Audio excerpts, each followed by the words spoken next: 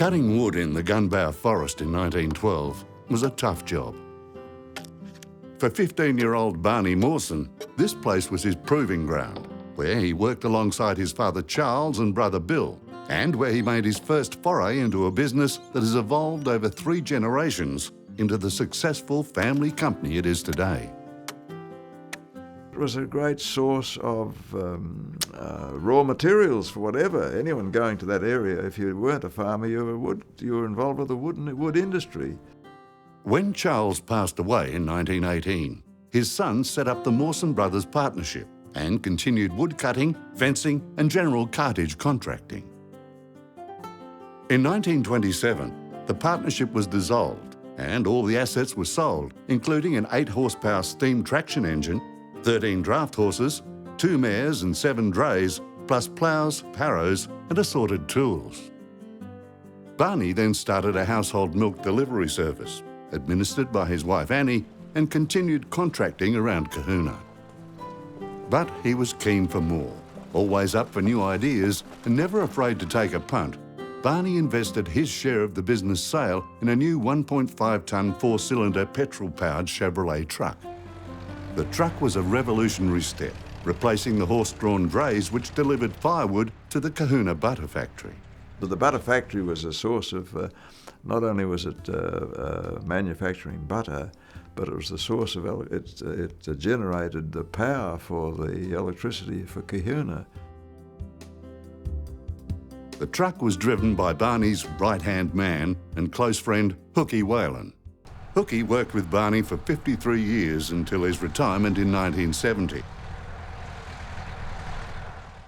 In 1937, Barney bought a farm on Gunbower Island. He cleared it to run dairy cattle and leased part to tobacco and vegetable growers.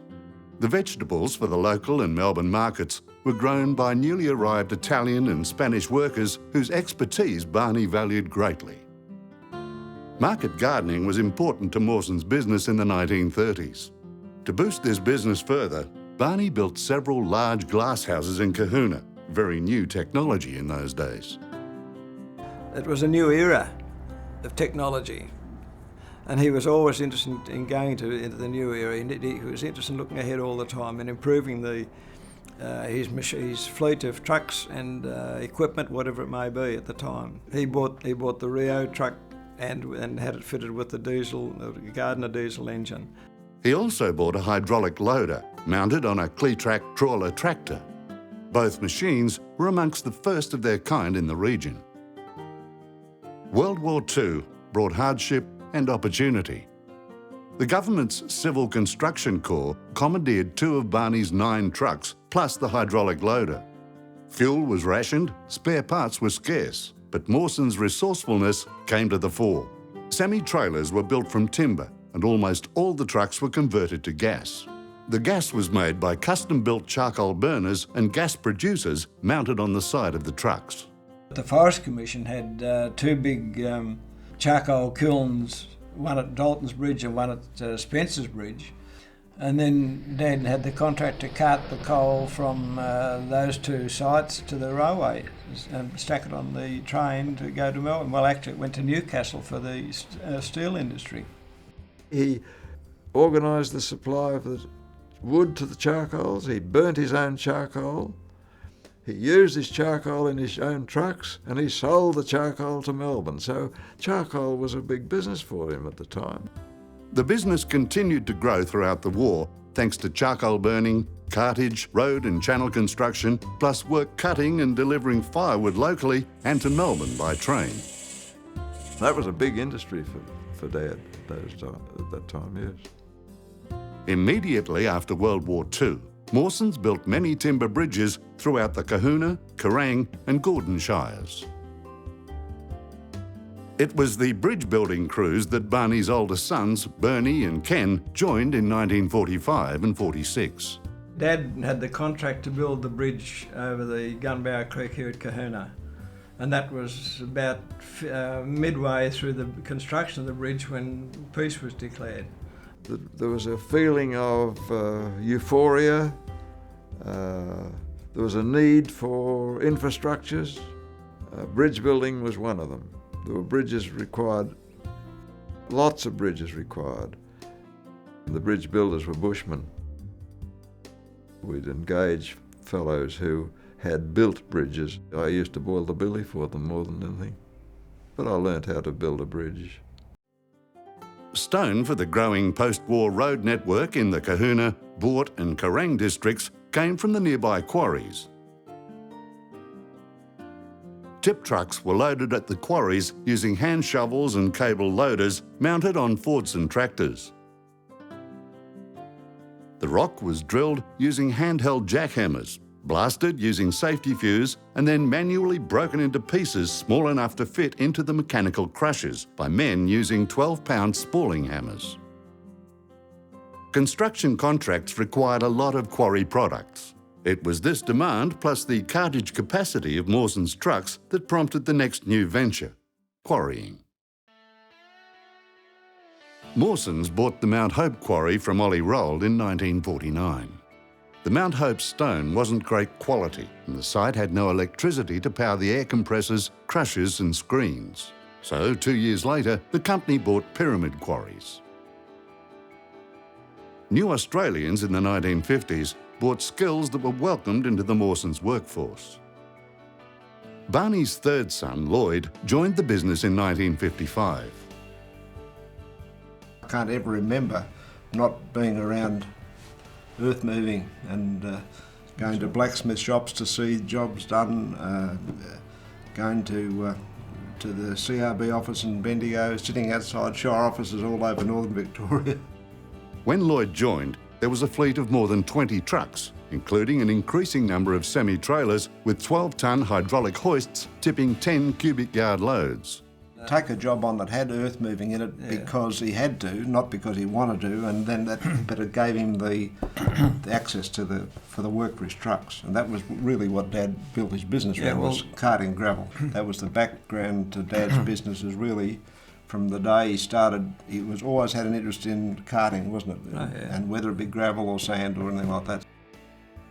The larger trucks and the growing demand for better quality road building materials led Mawsons to join Ted Lightfoot in developing the Lake Boga quarry in 1958. The best equipment from Mount Hope was shifted to Lake Boga and Mount Hope was closed. Also in 1958, the Mount Burrumboot quarry overlooking Lake Cooper was reopened and another joint venture was embarked upon, this time with Ted Ekberg. Equipment brought from the Kiwa hydroelectric project was reassembled, and Lake Cooper quarries began crushing stone that was previously considered too hard to break economically. I can remember lots and lots of times going and looking into people's places, and we'd take a pick and a shovel and a sugar bag, half a dozen sugar bags for the day, and we'd go into these people's places and dig holes, and if we found it there, we'd put a tender in based on that, and then if we got the job, we had to go and negotiate. Most times we could negotiate a peaceful solution. Occasionally they threatened to shoot us. More work also meant more administration, so staff numbers in the Kahuna office were bumped up to 5. They squeezed into 2 rooms in the converted garage next to the Mawson family home. Conditions were basic, with 1 electric fan in summer and 1 bar heater in winter. In 1963, it was time to move. The house at 141 King George Street was bought and converted into offices. By 1965, the Civil Construction Division had 4 hydraulic wheel loaders, 6 bulldozers, 2 scoops, 4 scrapers, 12 drag lines and 3 graders, plus numerous tractors, rollers, water carts and other earth-moving equipment. Some had cabins, others had large umbrellas for shade. None had air conditioning or heating. The old dozers, when the old cable operated over the top of you, until they got a bit better, they were foot and hand steering, and then they got a bit air steering, a bit better, but and then they got more comfortable, better seats, better controls, and the hydraulics come into really new. Then when the hydraulics come in away from the cable, that was the time. It was really easier. And then later on you got air-conditioned cabins, and that was a luxury. Up till the 60s, we used to live really rough. You lived rough, really. My first caravan was an old, about a 35 removalist van. That was my first big old caravan that I used to live in. There was nothing in it. No fridges, no cooking yet, all had to cook outside. We had a character that was driving the dragline, was a fellow by the name of Maury Makem, who later became an overseer for us, but he was a real practical joker. These machines travelled on tracks, and you had an over-centre clutch that you pushed over-centre, and that locked the transmission into gear, and they'd keep on travelling without you touching anything to it. The engine's revving away. You get out, walk beside if you wanted to. So you pushed it over-centre and away to go. This particular day is over around Maloga, and there was sort of undulating hills, and he saw this car coming with a cloud of dust coming in the horizon, and he had a beautiful big old black Labrador dog called Boots. And Boots rode everywhere on the dragline with him. So he got Boots, and he put Boots up on the driver's seat, and he snuck around the back and got behind the engine so that no one could see him. And the car came the other direction and saw this big black Labrador driving the dragline. He slammed on the brakes and did a U-turn. He come back, he couldn't believe his eyes. Around this time, Mawsons' tip truck fleet was bolstered by up to 20 subcontractors who helped deliver quarry products, sand, sandstone and gravel. 5 other trucks were fully occupied with float work, transporting equipment throughout Victoria and southern New South Wales. Truckies today wouldn't know anything. In those days, we had gravel roads. Springs used to spread. Springs used to break. We'd spend all night changing springs and everything. And by the time you'd paid your 24 payments, your truck was buggered. So in she went and you got another one, paid the drip feed again. Yeah, bought a new one. Yeah, this old KB7, KB6, KB7, I had 2 of them. I had them both painted up exactly the same, 6-yard bodies on them. I had number plates on one truck and one on the other, and never brought them both together, kept them separate. And Merv Smith was a policeman, and he used to do a bit of moonlighting for me, go out driving one of the trucks. And one day he come together and both the trucks were together. And Merv said, "Which one of these is registered?" And I said, "Bugger do I know, Merv, but one of them is." The bigger fleet meant bigger contracts. And as the quarries crushed more stone, the opportunity to use that additional stone to produce concrete was recognised. In turn, Mawsons Concrete would create more work for the truck fleet. In 1964, a small concrete batch plant and Besser block machine was set up on George Street in Kahuna, followed in 1965 by a plant in Kerrang. The two shared 4 trucks and a loader, but only Kerrang had a telephone. I put in about 20 years at the concrete plant at Kahuna, and I can remember one day that we supplied about 63 metres of concrete to craft at Leachville, and each metre there were 7 bags had to go into it, and myself and I got a young fellow off the street had handled about 430 odd bags, double handled them because there's no silo, out of the shed into the loader bucket and tipped them into the bin, and that's the way things were done in those days. Along come a year or 2 after that, they got the bulk silos, 50-tonne bulk silos, you know. So you hit the button and away you go, and shit, it made it a lot easier, you know. In 1971, Barney retired. We formed the company E.B. Mawson and Sons Proprietary Limited, and he took a management share only, and that's when he retired. In 1970, Mawsons purchased Glenrowan Quarries and the Glenmix concrete plants in Benalla and Wangaratta from the Rawson family. In 1978, the Echuca concrete plant was bought from Readymix Limited. At this time, there were 5 Mawson concrete plants with 14 radio-controlled trucks, the largest of which could carry 4.6 cubic metres. As Mawsons Concrete spread its horizons, the company's civil construction and earth-moving work was concentrated mostly around Shepparton. Mawsons Constructions kept up with growing demand by adding modern machinery, hydraulic excavators and cranes, plus laser-controlled graders and scrapers to the fleet.